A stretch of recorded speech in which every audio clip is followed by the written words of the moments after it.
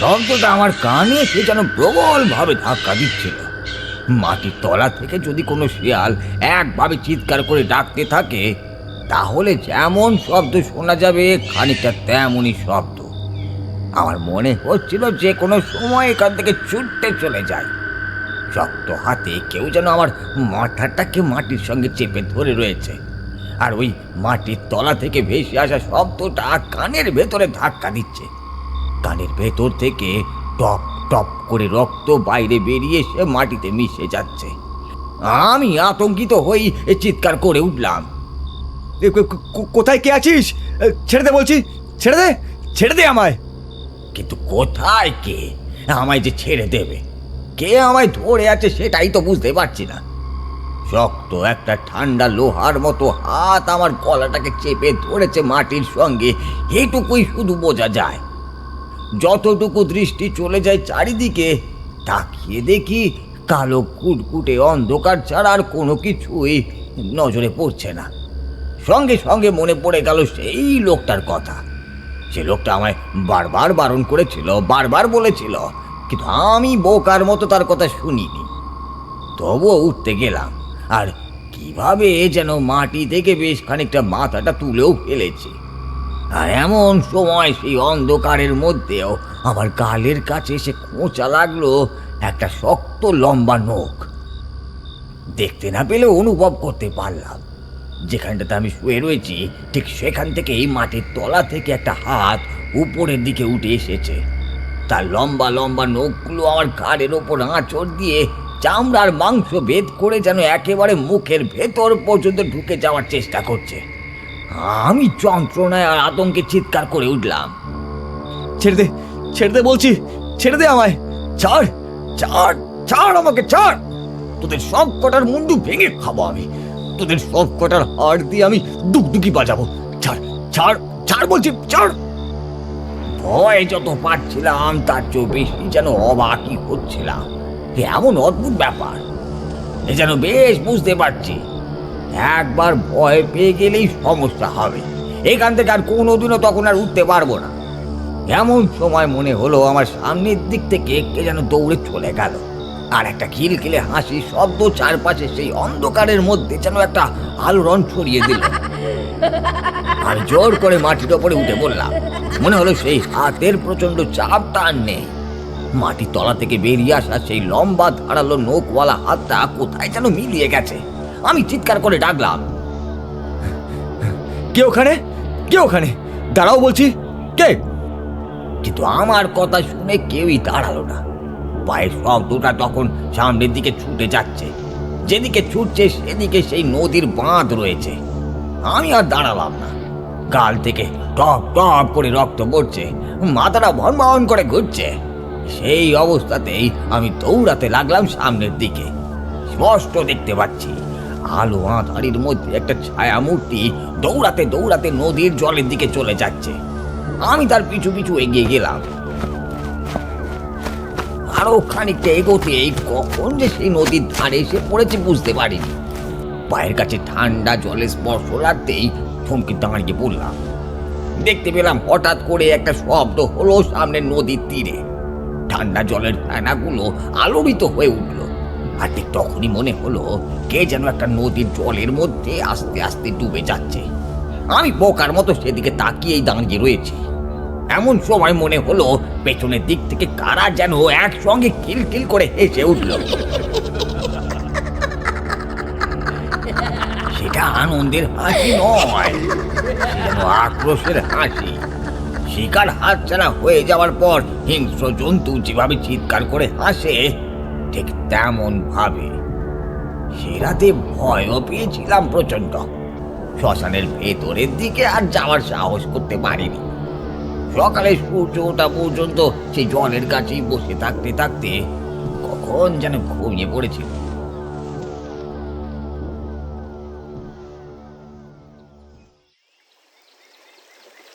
যখন ঘুম ভাঙলো, দেখি কে যেন আমায় ধাক্কা দিচ্ছে।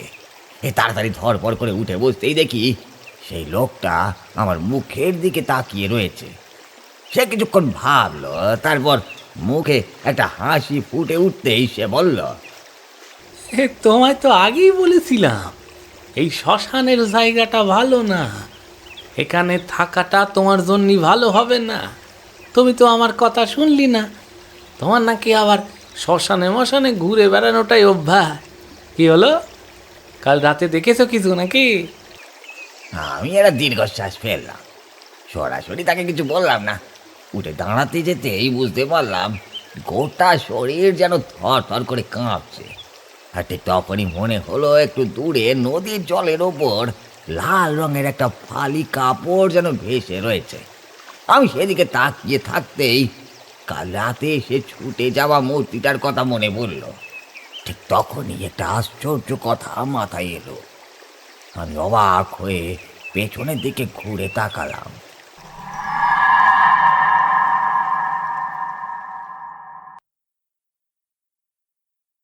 যারা কলকাতায় থাকে, মানে নানা কারণে, সেটা ব্যবসাপত্র হোক, কাজকর্ম হোক কিংবা পড়াশোনা, তারা জানে খুব বেশি দিন একটানা কলকাতায় থাকতে গেলেই কেমন যেন মন হাঁপিয়ে ওঠে। একে তো গাড়ি ঘোড়ার ঝঞ্ঝাট, তার উপর এত লোকজন। এই এত সব কিছুর মধ্যে কিন্তু মাঝে মাঝে গ্রামের জন্য কিংবা বাড়ির জন্য মন কেমন করে ওঠে। বাবা মা আত্মীয় স্বজনদের সঙ্গে সময় কাটাবার জন্য কিংবা একটিবার মাত্র তাদের সঙ্গে দেখা করার জন্য যে মন কেমন করতে পারে, সেটা একমাত্র অনিলকে দেখলেই বোঝা যায়।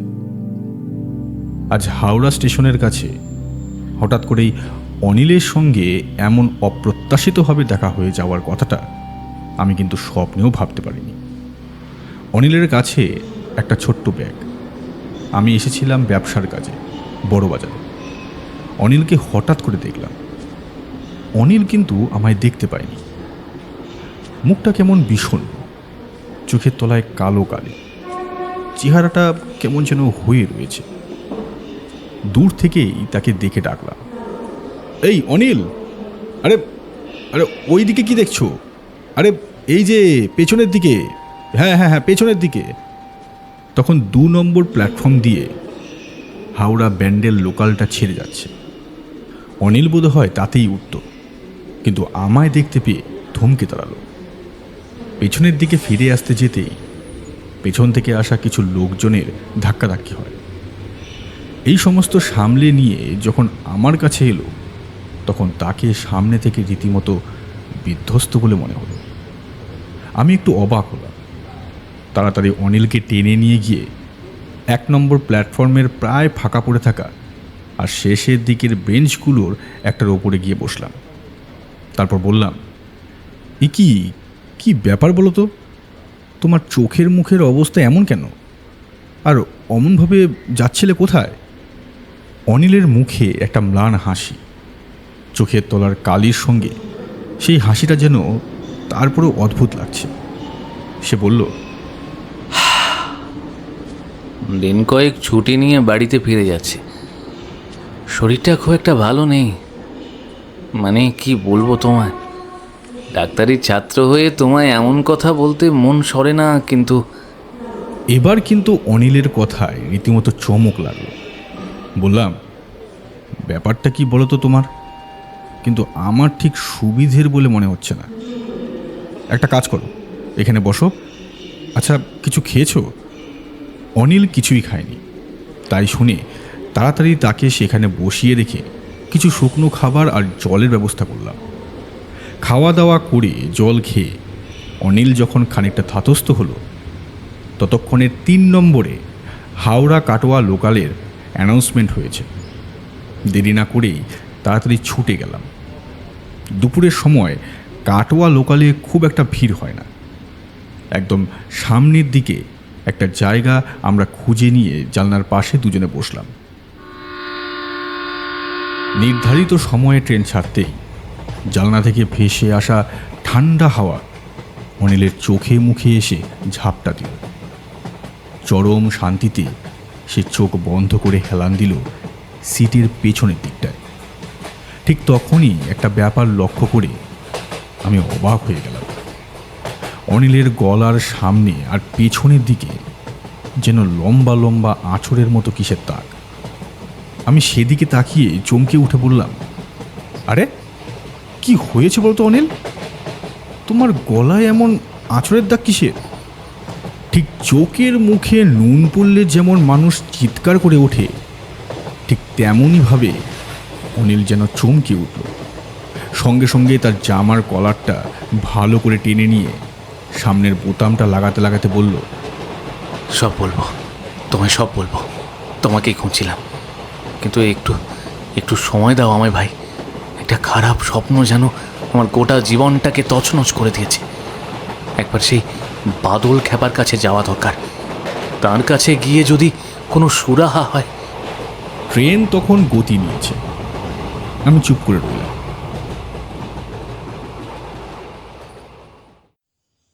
হরিদেবপুরে ফিরে 2 দিন কেটে গেল। বাদল খ্যাপাকে খুঁজে পাওয়া তো সহজ ব্যাপার নয়। সেই হরিদেবপুরের শ্মশানে বাদল খ্যাপার সঙ্গে আমার আর অনিলের যখন দেখা হয়েছিল, বাদল খ্যাপা এক আশ্চর্য গল্প শুনিয়েছিলেন। তারপরে বাদল খ্যাপা নিরুদ্দেশ, আর তার সমস্ত কিছুই নিরুদ্দেশ। কিন্তু এমনভাবে যে তার সঙ্গে দেখা হবে তা আমি নিজেও ভাবতে পারিনি। এদিকে বেশ কিছুদিনের ছুটি নিয়ে অনিল হরিদেবপুরে এসেছে। ব্যবসার কাজ আমার থাকলেও বন্ধুর জন্য সময় বার করাটা খুব একটা কঠিন ব্যাপার নয়। একদিন এই অনিলের বাড়িতে যাব বলে দুপুরের দিকে বেরিয়েছি। গ্রামের পথ, মাটির ছোট রাস্তা, বড় রাস্তা, ধানের জমির মাঝখান দিয়ে বয়ে চলা আলপথ, সব কিছুই আছে আমাদের এই হরিদেবপুরে। তো মাঠের কাছে একটা গাছের তলায় এসেছি, এমন সময় শুনতে পেলাম গাছের ওপর থেকে খিলখিল করে হাসির শব্দ। এই কে রে? দুপুরবেলায় গাছের ওপর উঠে বসে হাসছে কে? হ্যাঁ,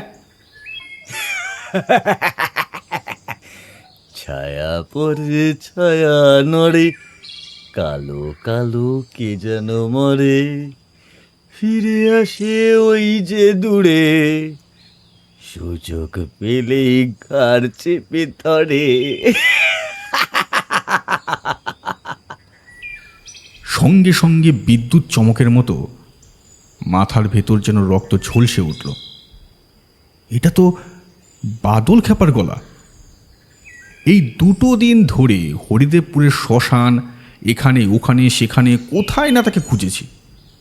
আমি আর অনিল ছাড়াও গ্রামের 2-1 ছোট ছেলেকে বলে রেখেছিলাম যাতে হরিদেবপুরের আশেপাশের গ্রামগুলো, নদীর ধার, জঙ্গল কিংবা শ্মশানে তাকে খুঁজে পাওয়া যায়।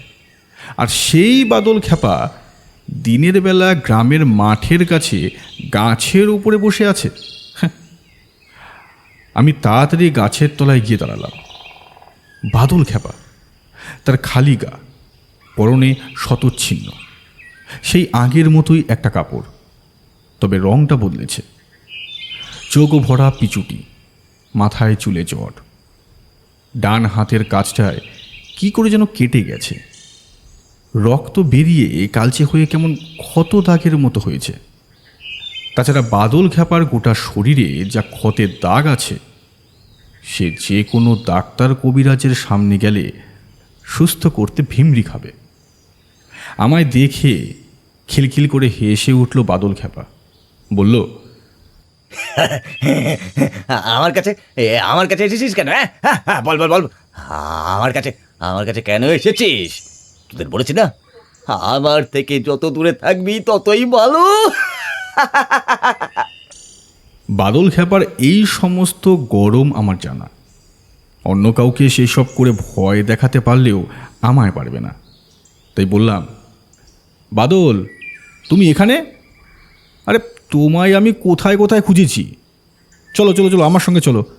এবার অনিলের তোমায় ভীষণ দরকার। কি যেন একটা হয়েছে, সে আমায় কিছুতেই বলতে চাইছে না।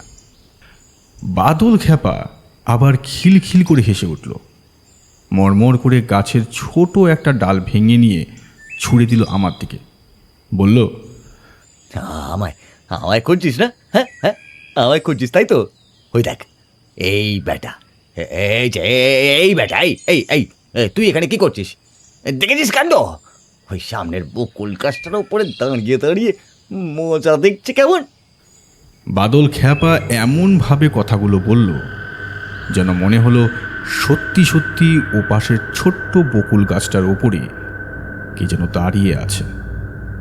কোথাও হাওয়া নেই, কিচ্ছু নেই, অথচ বকুল গাছের মাথাটা যেন শিরশির করে কেঁপে উঠল। বাদল খ্যাপার সেই খিলখিলে হাসির শব্দ, আর তার সঙ্গে সঙ্গেই ভর দুপুর বেলায় বকুল গাছটা এমনভাবে হাওয়া ছাড়াই কেঁপে ওঠা। ওটা ব্যাপারটা দেখে আমি চমকে উঠেছিলাম। বাদল খ্যাপার সামনে আসা মানে অদ্ভুত সব ব্যাপার ঘটা। বাদল খ্যাপা হাসতে হাসতে বকুল গাছের দিকে তাকিয়ে আবার বলল, এখন এখানে এসেছিস কেন? বল বল বল, এসেছিস কেন? চলে যা চলে যা চলে যা, জানিস না এখন মানুষ ঘুরে বেড়ায়, তোকে দেখলে ভয় পাবে ভয় পাবে ভয় পাবে। তুই তো রক্ত খাস তো, তুই রক্ত রক্ত রক্ত, তাই না রে? রক্ত রক্ত খাস তো, রক্ত খাস তো, রক্ত। এসব কথা শুনতে ভালো লাগছিল না।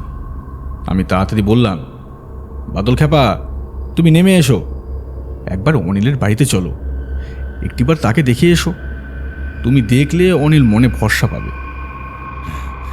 যেটা ছুড়ে দিলাম ওটা তুলে নিয়ে যা, ওটা নিয়ে গেলেই অনিলের কাজ হয়ে যাবে। একদম চিন্তা করিস না, আমি আমি আমি আমি আসবো সন্ধ্যাবেলায়, ঠিক ঠিক সন্ধ্যাবেলায় আসবো।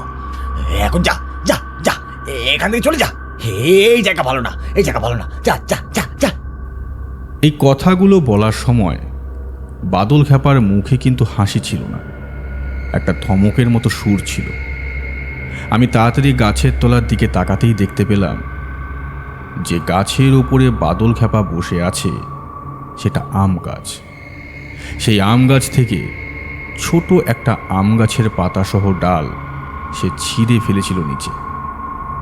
সত্যি বলতে আমি বর্তমানের ছেলে, যতই বাদল খ্যাপার অবিশ্বাস্য কাণ্ডে বিশ্বাস করি না কেন, সামান্য একটা গাছের ডাল তুলে নিয়ে যাব এটা মানতে পারছিলাম না। ব্যাপারটা বুঝতে পেরে এই বোধ হয় বাদল খ্যাপা আবার বলল, যে কথা বলছি সেটা কর, তাড়াতাড়ি ওটা তুলে নিয়ে যা, অনিলকে দিয়ে আয়, ওতেই তোর কাজ হয়ে যাবে, যা যা যা যা। আর কিছু বলার আগেই বাদল খ্যাপা গাছ থেকে লাফিয়ে নামল। তারপর আমি কিছু বুঝে ওঠার আগেই হঠাৎ করেই সামনের মাঠ ধরে দৌড়তে লাগলো। দৌড়তে দৌড়তে সে আগের মতোই বলতে লাগলো, ছায়া পড়ে ছায়া নড়ে, কালো কালো কে যেন মরে, ফিরে আসে ওই যে দূরে, সূচক পেলে আর চেপে ধরে। আমি আর দাঁড়াবার সাহস করতে পারলাম না। কি যে হলো, একটা অদ্ভুত ভয় যেন আমায় চেপে ধরল। তাড়াতাড়ি সেখান থেকে বেরিয়ে গিয়ে পৌঁছালাম অনিলের বাড়িতে। তবে অবিশ্বাস থাকলেও হাতে করে সেই আম গাছের ডালটাকে তুলে নিয়ে গিয়েছিলাম। বাবা মা সকালে রতনপুর গেছে, দাদা বৌদি ওদের সঙ্গে। আজ রাতে বোধহয় ফিরে আসবে না। আজকের দিনটা তুই আমার সঙ্গে থাকবি? আমার আপত্তি নেই, কিন্তু বাদল খ্যাপা যে আসবে বলল, সে এখনো এলো না। বাদল খ্যাপা কখনো এমন কথা বলে না। তোমার সমস্ত কথাই বললাম, তারপরেও যে কেন। তোমায় তো বলিনি, একটা অদ্ভুত স্বপ্ন আমি বেশ কয়েকদিন ধরে দেখছিলাম, আর তার জন্যই আমার এমন অবস্থা। বিশ্বাস করো, আমার যেন মনে হতো রাতের বেলা কেউ আমার ঘরে আসে আর আর আমার আমার গলা চেপে ধরে। তোমায় যদি সে কথা বলি তুমি হয়তো বিশ্বাস করবে না, কিন্তু আমি আর থাকতে পারলাম না ওখানে, তাই চলে এলাম। রাতের বেলা ওখানে একা থাকতে ভয় করে। সব কিছু বুঝতে পারছি। তার মানে তোমার এই গলায় যে আঁচড়ের চিহ্নগুলো দেখতে পেয়েছিলাম সেগুলো এই স্বপ্নের জন্য হয়েছিল। কিন্তু স্বপ্ন যদি হয় তাহলে আঁচড় পড়ল কি করে? বাইরে সন্ধ্যের অন্ধকার নেমেছে, ভালোভাবে কোনো কিছু দেখা যায় না। হরিদেবপুরে ইলেকট্রিসিটি প্রবেশ করলেও এই দিকটায় এখনো ভালোভাবে আসেনি। তাছাড়া রাতের বেলা লোডশেডিংই থাকে। হ্যারিকেনের আলো জ্বলছে, মাঝে মাঝে বাইরে থেকে ঠান্ডা হাওয়া ভেসে আসছে। অনিল কিছু একটা বলতে যাবে, এমন সময় মনে হলো চার পেয়ে একটা কি যেন প্রাণী অনিলদের বাড়ির উঠোন বরাবর আমাদের দিকে এগিয়ে আসছে। অনিল ভয় পেয়ে চিৎকার করে উঠল। ওইটা ওইটা ওইটা ঠিক এইখানে চলে এসেছে, অমনভাবে ও আমার ঘরে আসে, তারপর আমার গায়ের ওপরে এসে ওঠে। অনিলের ভয় পাওয়া গলা শুনে আমিও কেমন যেন থতমত খেয়ে গেলাম।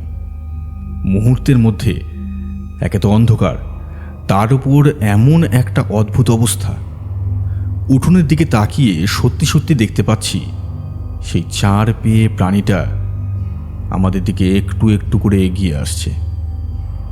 অনিলের তখন কথা বন্ধ হয়ে গেছে, এক রুদ্ধশ্বাসে অপেক্ষা করছি। ঠিক এমন সময় কোনো মতে সামনে থেকে হ্যারিকেনটা হাতে তুলে নিতেই দেখতে পেলাম যে উঠোন থেকে চার পেয়ে প্রাণীটা আমাদের দিকে এগিয়ে আসছে সেটা অন্য কিছু নয়, সেটা হলো বাদল খ্যাপা। ঘাম দিয়ে যেন জ্বর নামলো। অনিল বলল, বাদল কাপা, আপনি আপনি এখানে? আর আর এমনভাবে আপনি এলেন কেন? হ্যাঁ, তোদের বলেছে না আমায় ডাকবি না। আমার যে কত কাজ থাকে, তা তোরা কি বুঝবি? একদম ডাকবি না আমাকে। তারপরে বাদল খ্যাপা হঠাৎ অনিলের দিকে মুখ তুলে তাকালো। আমরা কিছু বুঝে ওঠার আগেই সে দুর্গন্ধময় কাদা জল মাখা শরীর নিয়ে এগিয়ে এসে অনিলের জামার কলারটা একটা হ্যাচকা টান দিয়ে ফরফর করে ছিঁড়ে ফেলল। তারপর তার গলার সেই ক্ষতগুলোর দিকে তাকিয়ে প্রায় চিৎকার করে উঠল, সর্বনাশ সর্বনাশ!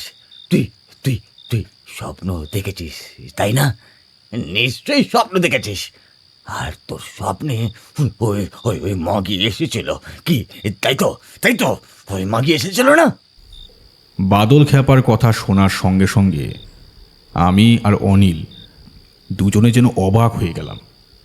এক মুহূর্তের মধ্যে অনিল প্রায় চিৎকার করে কাঁদো কাঁদো গলায় বলল, ঠিক বলেছেন, আপনি আপনি একদম ঠিক বলেছেন। একটা মেয়ে, ওই ওই মেয়েটা আমার জীবন শেষ করে দিল। কাপা কাপা, আপনি আমায় বাঁচান।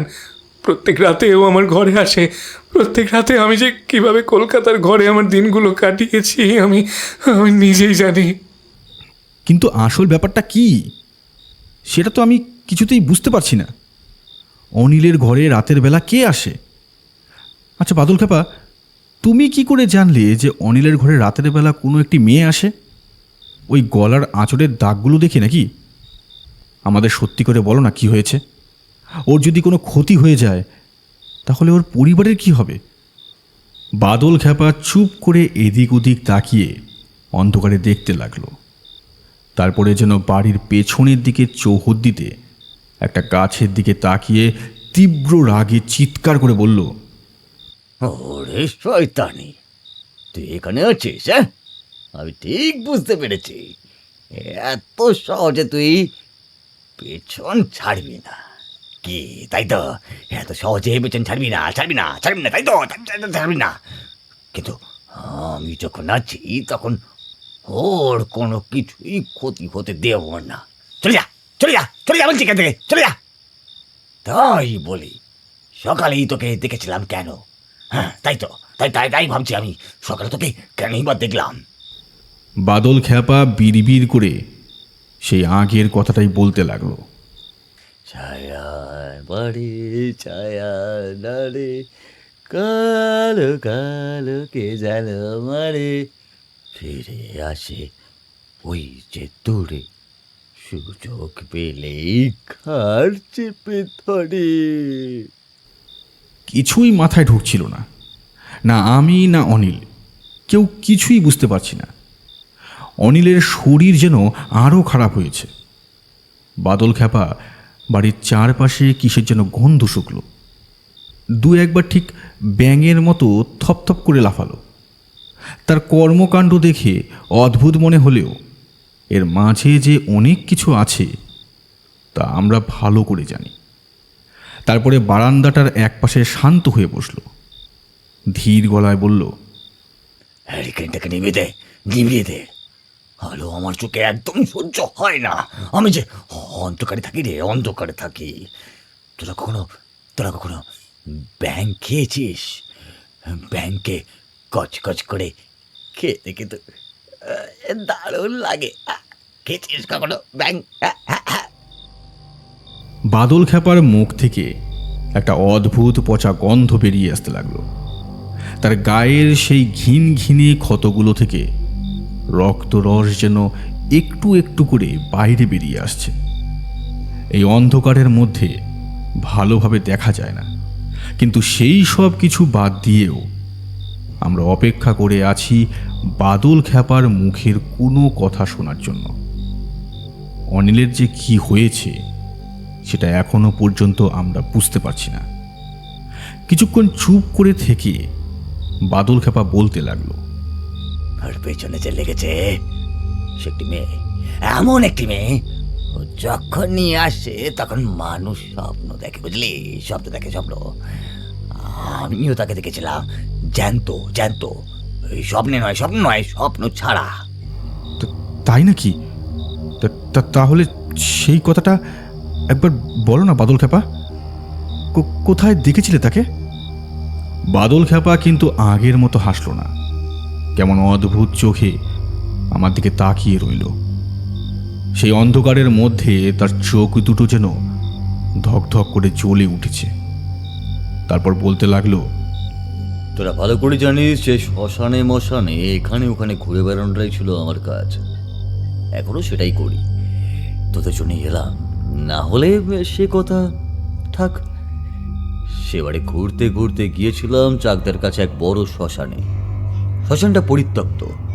এক সময় সেখানে লোকজন মরা পোড়াতে এলেও এখন আর আসতো না। অনেকে বলে সে শ্মশানে শুধু মরা পোড়ানো নয়, মাটির তলায় এখানে ওখানে নাকি অর্ধেক পুড়ে যাওয়া, বিকৃত হয়ে যাওয়া মৃতদেহ, যেগুলো পুরানো সম্ভব হতো না, সেগুলো পুঁতে দিয়ে যেত। তারপর শিয়াল কুকুর সেগুলোকে টেনে টেনে বার করে ছড়িয়ে ছিটিয়ে এখানে ওখানে ফেলে রাখতো। সেখানে মাটি খুললেই নরকঙ্কালের হাত পা মাথা, এমনকি সেই হাত পায়ের মধ্যে গয়নাগাটি পর্যন্ত মাঝে মাঝে পাওয়া যেত। ঘুরতে ঘুরতে চাকদার কাছে সেই নদীর বাঁকের কাছে এক মাঝির সঙ্গে দেখা হলো, আর তার কাছেই ওই শ্মশানের খোঁজ পেলাম। সে বলল, ওই শ্মশানে যাও, তাতে অসুবিধা নাই, কিন্তু রাতের বেলা থেকো না, বুঝলে? এই জায়গাটা মোটেই ভালো না। এর আগে অনেকেই ওই শ্মশানে রাতের বেলা গিয়ে ভীষণ ভয় পেয়েছে, এমনকি শ্মশানে গিয়ে অনেকে মারা পর্যন্ত গিয়েছে। আমি বললাম, বাদল খ্যাপা শ্মশানে বসে ঘুরে বেড়ানোই হলো আমার কাজ। ওই ওই ওই ওই শ্মশান, ওই শ্মশানে আমার কিছুই করতে পারবে না, কিচ্ছু করতে পারবে না। ওখানে রাত না কাটালে আমার মনে মনে ভালো লাগে না গো, ভালো লাগে না। ঠিক আছে, তাই যেও, কিন্তু সাবধান, একটা মেয়ের পাল্লায় পড়ো না ওই শ্মশানে। এর আগে অনেকেই মেয়ের পাল্লায় পড়েছে, আর তাতে কিন্তু সর্বনাশ হবে। লোকটার কথা শুনলাম বটে, কিন্তু তেমন আমল দিলাম না। শ্মশানের ভেতরে পা রাখতেই বাতাসে একটা অদ্ভুত গন্ধ পেয়ে গোটা শরীর কিন্তু শিরশির করে উঠল। এক একটা শ্মশানের একটা আলাদা গন্ধ থাকে, বুঝলে? এটা অন্যরা বুঝতে না পারলেও আমি কিন্তু চিনতে পারি। গোটা জীবন শ্মশানের পোড়া পোড়া মৃতদেহ চলে আসা, ওই কাঠ নিভে যাওয়া চিতা, সব নিয়েই ছড়িয়ে থাকা হাড়গোড়, ভাঙা মাটির কলসির হাঁড়ি, এসব নিয়েই তো কেটে গেল রে। এক এক সময় এমন গেছে যে শ্মশানের মাটিতে না ঘুমোলে আমার ঘুমই আসতো না।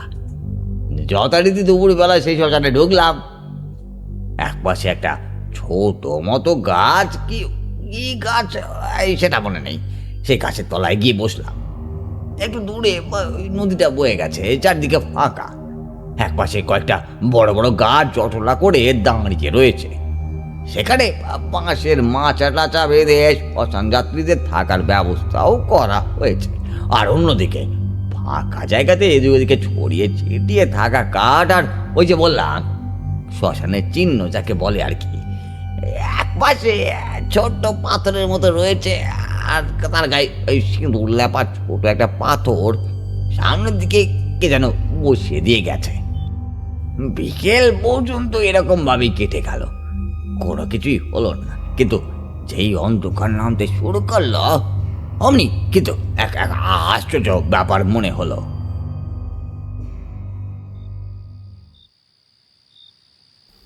বাদল খ্যাপা এতক্ষণ ধরে একটানা তার কথা বলে চলেছিল। অন্ধকারের মধ্যে চুপ করে বসে বাদল খ্যাপার মতো এমন একটা অদ্ভুত লোকের মুখে কথাগুলো শুনতে শুনতে আমরা রুদ্ধশ্বাসে অপেক্ষা করছিলাম। কিন্তু ঠিক এমন সময় অনিল যেন চিৎকার করে উঠল, সামনের দিকে তাকিয়ে বলল, ওই যে দেখো, ওই যে দেখো পল্লব, পল্লব, ওইখানে দেখো দাঁড়িয়ে আছে, দেখো। অনিলের কথা শুনে সামনের দিকে তাকাবার সঙ্গে সঙ্গেই বাদল খ্যাপা সেই দিকে ঘুরল আর বাজ খাই গলায় চিৎকার করে বলল, তোকে বলেছি না তুই আসবি না? তবে তবে কেন এসেছিস এখানে? হ্যাঁ, কেন এসেছিস সেখানে? যেখানে আমি আছি সেখানে তুই আসবি? তোর তোর তোর তোর এত বড় সাহস! হ্যাঁ, এত বড় সাহস! বাদল খ্যাপার কথা শেষ হওয়ার সঙ্গে সঙ্গেই বাইরের দিকে যেন একটা অদ্ভুত মেয়েলি গলার হাসির শব্দ শোনা গেল। অনিলের দিকে তাকিয়ে দেখতে পেলাম তার ঠোঁট থরথর করে কাঁপছে, চোখের পাতা সেই অন্ধকারের মধ্যে যেন বিস্ফারিত হয়ে গেছে। তার একটা হাত আমার কাঁধের কাছের জামাটা খামচে ধরে রয়েছে। বেশ বুঝতে পারছি গোটা শরীরে তার কাঁপুনি লেগেছে। কাঁপতে কাঁপতে অনিল বলল,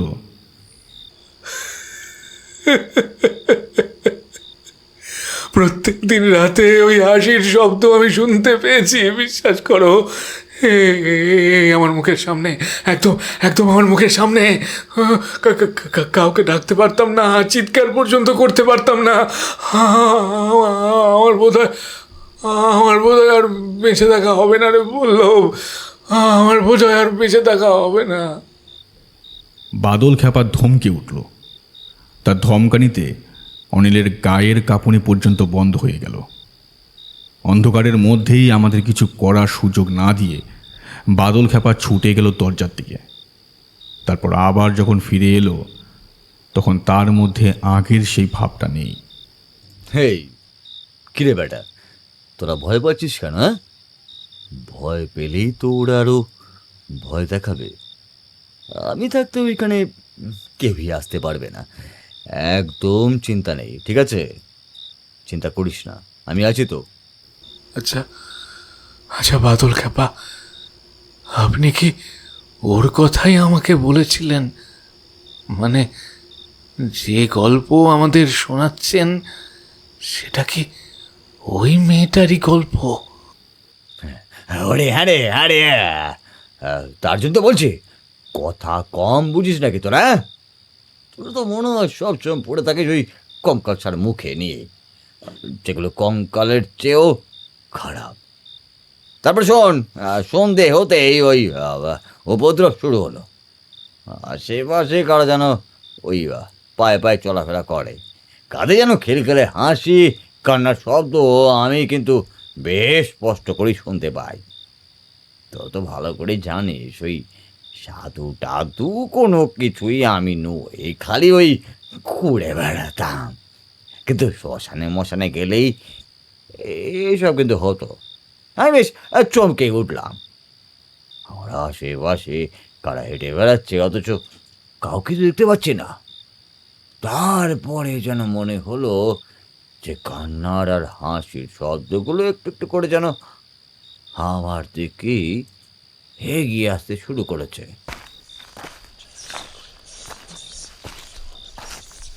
আমি উঠে বললাম, যে গাছের তলায় বসেছিলাম সেই গাছটা ছেড়ে দিয়ে যে সিঁদুর মাখানো পাথর ছিল সেইখানটায় গিয়ে বসলাম।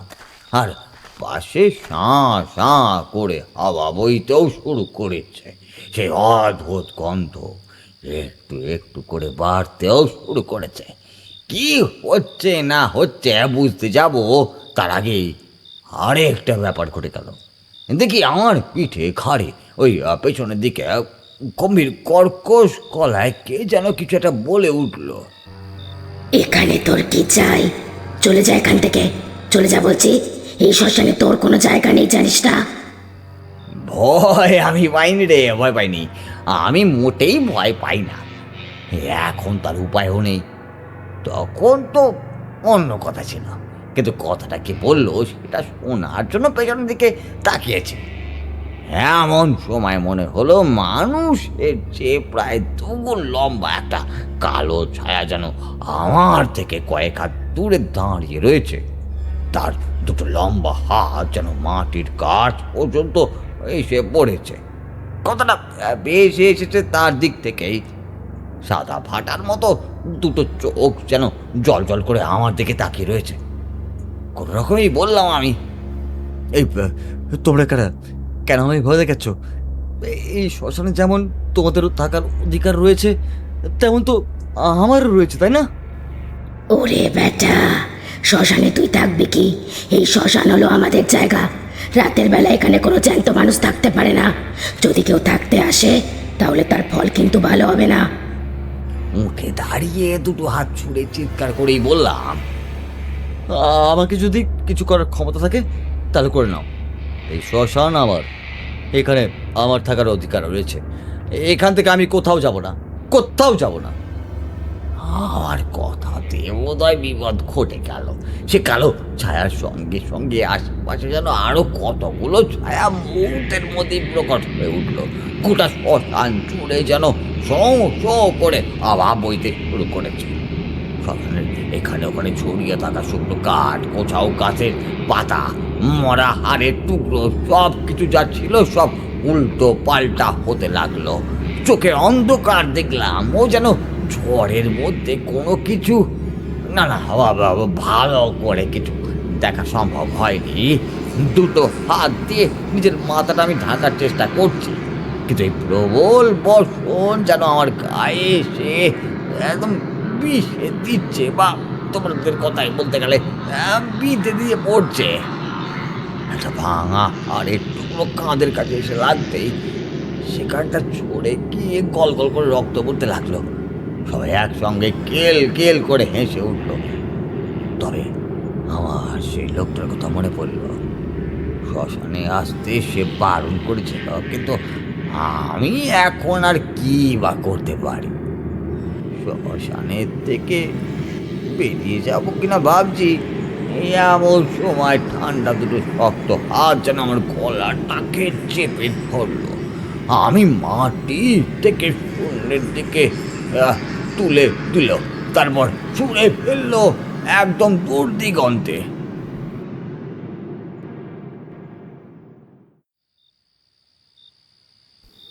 এতক্ষণ ধরে আমরা বাদল খ্যাপার কথাগুলো শুনে চলছিলাম। অনিলের ভয়টা একটু কমেছে। মাঝে মাঝে সে অন্ধকারে বাইরের দিকে তাকিয়ে দেখার চেষ্টা করছে, সেটা বেশ বুঝতে পারছি, কিন্তু কম্পন কমে এসেছে। আমি বললাম, বাদল খ্যাপা, ওই মেয়ের দুটো হাত তোমার গলা চেপে ধরে শূন্যে তুলে ফেলেছে, কিন্তু তারপর কি হলো? তারপর সে অনেক কাণ্ড। মাটির তলায় আমাকে চেপে পুঁতে ফেলতে যাচ্ছিল, কিন্তু ওই মেয়েটার একটা অদ্ভুত অলৌকিক ছায়া হঠাৎ করে আমার আশেপাশে সে সব কিছু কেমন যেন বদলে দিল। পরদিন সকালে সেই মাঝি লোকটির দেখা পাওয়ার পরে জলের মধ্যে লাল রঙের একটা কাপড় ভাসতে দেখেছিলাম। আর তারপরে বুঝতে পেরেছিলাম এই শ্মশানের মধ্যে এমন কিছু একটা শক্তি আছে যা আমায় ওই অসহায়তাদের হাত থেকে বাঁচিয়ে দিয়ে গেছে। লোকটা আমার পেছনেই বসেছিল, আমায় এমনভাবে জলের দিকে তাকিয়ে থাকতে দেখেই সে বলল, তুমি এখান থেকে চলে যাও, বুঝলে? শ্মশানে ওদের হাতে যখন তুমি মরনি, তখন কিন্তু সেই মেয়েটার দেখা পাওয়ার প্রবল সম্ভাবনা আছে। একমাত্র ও যাদেরকে বাঁচিয়ে নিয়ে যায় তাদের কিন্তু তোমার তোমার এইসব কথার জন্য আমার একটু ভালো লাগছে না, বুঝলে? এই শ্মশান থেকে যখন আমার কোনো কিছু হয়নি তখন আমি আর তখন তখন আমার আর কিছুই হবে না। তোর কথা আমি একদমই শুনতে চাই না, একদমই শুনতে চাই না। আমার সময় হলে আমি এখান থেকে ঠিক চলে যাব, তোমাকে চিন্তা করতে হবে না। এমনটাই হয়। আমার সাবধান করার কাজ আমি করে দিলাম, এবার তুমি যা ভালো বোঝো করো।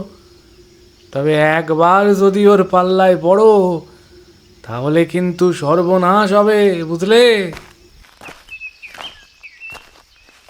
লোকটা চলে গেল, সেদিন সন্ধ্যের অন্ধকার পর্যন্ত শ্মশানে রইলাম আমি, নদীর জল খেয়ে কাটিয়ে দিলাম।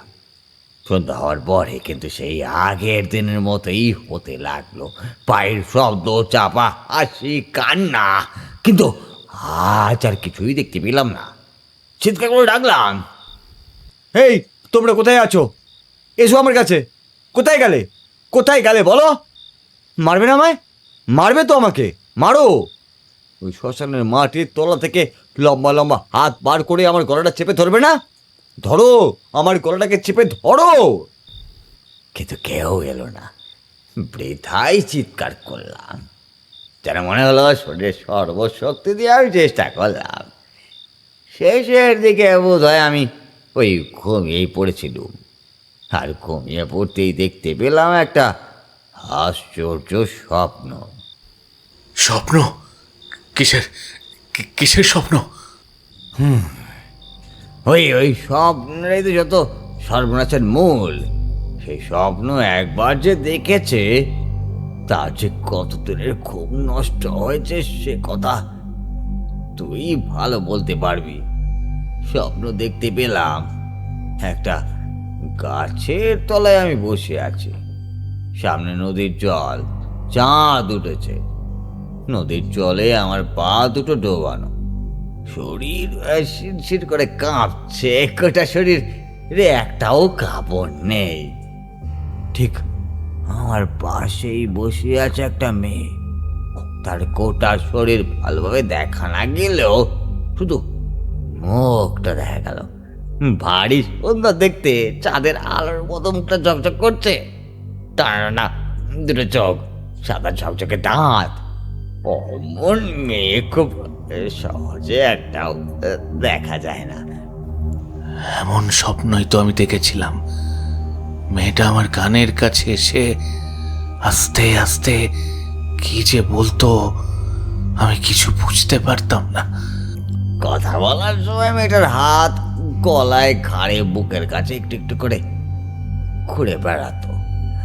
স্বপ্নটা যখন চলতো তখন যেন মনে হতো বড়ই ভালো লাগছে। কিন্তু স্বপ্ন শেষ হওয়ার সঙ্গে সঙ্গেই মনে হতে লাগলো এমন সময় আবার সেই অন্ধকারের ভেতরের দিক থেকে সেই মেয়েলি গলায় একটা অদ্ভুত খিলখিলে হাসির শব্দ শোনা গেল। বাদল খ্যাপা বোধ হয় রেগে উঠল, দুটো হাত দিয়ে নিজের মাথার চুল খামচে ধরে বলল, তবে হারামজাদি, তোকে আমি চিনতে পারিনি। তুই তুই তুই ও রক্ত খেতে এসেছিস? হ্যাঁ হ্যাঁ, তুই তুই ও রক্ত খেতে এসেছিস? কারোর রক্ত খেতে তোকে আমি দেবো না, আমি কারোর রক্ত খেতে তোকে দেবো না। এবার থেকে দেখ আমি কি করি। দেবো না কারোর রক্ত খেতে। বাদল খ্যাপা মুহূর্তের মধ্যে অন্ধকারের মাঝে ছুটে গেল, আর তারপরেই যেন চিৎকার করে কাকে শাসাতে লাগলো। আমি আর অনিল অবাক হয়ে তাকিয়ে রয়েছি। বাদল খ্যাপা কে? আসলে কি তার পরিচয়? কি এমন তার কাছে আছে যে অমন কাউকে ধমকাচ্ছে? অনিল কাঁপা কাঁপা গলায় বলল, যে স্বপ্নের কথা ওই বাদল খ্যাপা বললেন ঠিক তাই আমি প্রত্যেক রাতে দেখেছি। আর প্রত্যেকবার স্বপ্ন ভাঙার সময় মনে হয়েছে আমার গায়ের ওপরে কেউ বসে আছে, দুটো হাত আমার গলা চেপে ধরে ধারালো নখ দিয়ে গলায় আঁচড় কাটছে। আর তার চেয়ে বড় কথা, সে আমার মুখের ওপরে মুখ দিয়ে যেন আমার মুখের ভেতর থেকে কিছু একটা বার করে নিচ্ছে। চমকে ওঠার আমার তো কোনো কিছুই বাকি ছিল না। এই কথা শুনে অবাক হয়ে বললাম, কি বলছিস? মুখ থেকে কি বার করে নেবে? অনিলের দুটো চোখ বিস্ফারিত। বাদল খ্যাপা চলে যেতেই সে আবার হেরিকেনটা জ্বালিয়েছে। সামান্য গলার আঁচড়ের দাগগুলো হঠাৎ যেন কোথায় মিলিয়ে গেছে। সেদিকে তাকিয়ে বললাম, তো তোর তোর গলার দাগগুলো কোথায় গেল? আছে, আরে আরে আরে আছে, হয়তো অন্ধকারে দেখতে পাচ্ছিস না। তুই বিশ্বাস কর পল্লব, ওই মেয়েটাকে আমি আমার বিছানার উপরে প্রত্যেক দিন দেখেছি। যখন সে বসে থাকে আমি কোনো কথা বলতে পারি না, চিৎকার করতে পারি না, গোটা শরীর যেন ক্লান্ত হয়ে থাকে। তুই তুই তুই কাউকে বলিসনি? কাকে বলবো রে পল্লব, কাকে বলবো? আমি নিজেও তো এখনো বিশ্বাস করতে পারছি না। বারবার মনে হয়েছে যেন একটা খারাপ স্বপ্ন দেখেছি, কিন্তু একই স্বপ্ন বারবার প্রত্যেক দিন যদি কেউ দেখে তাহলে কি হয় বলতো? কিন্তু বাদল খ্যাপা নিজেও এমন কিছু একটা দেখেছে বলেই তো মনে হলো, তাই না? এমন সময় অন্ধকার থেকে ভেসে এলো বাদল খ্যাপার গলা। তোকে যেমন অত রাতে ও রক্ত চুষতে পেরেছে, কিন্তু আমায় পারেনি। ওই রাতেই সে আমায় ধরতে এসেছিল, কিন্তু আমাকে পারেনি, বুঝলি? তখন ঘুম ভাঙলো, দেখি সেই সিঁদুর ল্যাপা পাথরের পাশে শুয়ে রয়েছে আমি, আর আমার বুকের ওপর বসে রয়েছে সেই মেয়েটি। হঠাৎ কি যেন একটা হলো, আমার গোটা শরীর যেন একবারে থরথর করে কেঁপে উঠলো। আর সঙ্গে সঙ্গে দেখতে পেলাম মেয়েটি আমার গায়ের ওপর থেকে ছিটকে গেছে একটু দূরে, মাটির ওপরে ঠিক ওই হামাগুড়ি দেওয়ার মতো করে বসে রয়েছে আর বলছে, আমার হাত থেকে আজ পর্যন্ত কেউ বেঁচে ফিরতে পারেনি। তোর রক্ত না খেয়ে আমি তোকে কিছুতেই ছাড়বো না, কিছুতেই না। কে তুই? হ্যাঁ, কে তুই? ওই ভূতগুলোর কাছ থেকেই তুই আমায় পৌঁছিয়েছিস, তাই তো? আবার তুই আমাকে মারতে চেয়েছিস? এমন স্বপ্ন আমি দেখলামই বা কেন? বলতো কেন দেখলাম? মেয়েটা কিলকিল করে হাসতে লাগলো, ঠিক যেমন আজ হাসির শব্দ শুনতে পেয়েছিস, ঠিক তেমনই শব্দ একটু একটু করে আমার দিকে গেল বটে, কিন্তু আমাকে ধরতে পারলো না। কি যে হলো কি জানি, আমার মনে হচ্ছিল হঠাৎ করে ভয় বিপদ সব কিছু কোথায় যেন দূরে সরে গেছে। একটা অদ্ভুত শক্তি গায়ে অনুভব করতে পারছিলাম। দুটো চোখের পাতা যেন শক্ত হয়ে টান টান হয়ে রয়েছে। চোখের ভেতর ঘুম নেমে এলো, মোটি ঘুম আসছে না। মেয়েটা তবে অদ্ভুত গলায় বলল, তুই সত্যি করে বল কে তুই? এমনটা আজ পর্যন্ত কোনোদিনও হয়নি। কেন আমি পারছি না? কেন হাতের সামনে শিকার পেয়েও আমি তাকে ধরতে পারছি না? তারপর তারপর কি হলো? তারপর আর কি? কি তারপর আর? হ্যাঁ, বল দেখিনি। গোটা রাত ধরে আমায় ধরার চেষ্টা করেছিস, তাই তো? কিন্তু পারিসনি। কোনো এক অদ্ভুত শক্তি যেন আমায় শ্মশানের মধ্যে সেই মেয়েটির হাত থেকে বারবার নিয়ে গেছে, তাই তো? পুরোপুরি বাঁচতে পারেনি, মাঝে মাঝে গায়ে চোট লেগেছে, কামড় বসে হচ্ছেও কয়েকবার। আর তাই সেই দাঁতের কামড় থেকে রক্ত ছড়িয়েছি গোটা শরীর থেকে। কিন্তু তার সেই সম্মোহনে আমি স্বপ্নের মধ্যে ঢুকে যাইনি রে, হ্যাঁ একেবারে যাইনি। খারাপ সেই স্বপ্ন আমি আর কোনোদিন দেখিনি, বুঝলি? শ্মশানের কাছে যেই মেয়েটির দেখা আপনি পেয়েছিলেন, সে যে মানুষ নয় তা তো বুঝতেই পারছি। সে তাহলে কলকাতায় মেডিকেল কলেজে অনিলের ঘরে গিয়ে পৌঁছালো কি করে? বাদল খ্যাপা খিলখিল করে হাসল। অন্ধকারে তাকে ভালো করে দেখা যায় না। তারপর যেন স্বগতোক্তির মতো করে বলে উঠল, মেডিকেল কলেজ থেকে মাঝে মাঝে এমন অনেক কিছুই আসে যা শ্মশান থেকে আনতে হয়, বুঝলি? আমার কথা শোন, ওই গাছের ডাল গলায় ঘষে দিয়েছে। আঁচড়ের দাগ আর থাকবে না। তবে ফিরে গিয়ে আপদটাকে বিদায় করবি, বুঝলি? না বলে কিন্তু আবারও আসবে, যে কোনো একটা রূপ ধরে। ও কিন্তু বারবার জ্যান্ত মানুষের কাছেই পৌঁছে যায়, আর তারপরে একটু একটু করে রক্তও চুষে খায়, স্বপ্ন দেখিয়ে, বুঝলি? মনে পড়েছে সেদিন প্রথম স্বপ্নটা দেখেছিলাম, তার আগের দিনই আমাদের বিল্ডিং এর কয়েকজনের জন্য নতুন কঙ্কাল দেওয়া হয়েছিল। একটা কঙ্কাল আমার ঘরের দেওয়ালের কাছে আমি ঝুলিয়ে রেখেছিলাম। তাহলে কি ওটার পিছু পিছু? তার মানে আপনি বলতে চাইছেন? অন্ধকারের দিকে প্রশ্নটা ছুড়ে দিল অনিল, কিন্তু কোনো উত্তর এলো না। ঠিক তখনই আমার মনে পড়ল, বাদল খ্যাপা যেমন হঠাৎ করে আসে তেমন হঠাৎ করেই চলে যায়। গলা তুলে ডাকলাম, বাদল খ্যাপা, বাদল খ্যাপা, তুমি কোথায় গেলে? তারপরে কি হলো? ওই মেয়েটি কি তাহলে কঙ্কালের মাধ্যমে এখানে এসেছে? কোনো উত্তর নেই। অনিল হ্যারিকেনটা বাড়িয়ে দিল। হ্যারিকেনের আলোতে উঠোনের চারপাশে কোথাও বাদল খ্যাপাকে দেখা গেল না, শুধু তার গা থেকে বেরিয়ে আসা সেই অদ্ভুত বুনো জঙ্গলি গন্ধটা চারপাশে ছড়িয়ে রয়েছে। অনিলের ভয় ভয় ভাবটা এখন অনেকটাই কমে গেছে। বাড়িয়ে তোলা হ্যারিকেনের আলোতে তার গলার দিকে তাকিয়ে সেই আঁচড়ের চিহ্ন কিন্তু আর দেখতে পেলাম না।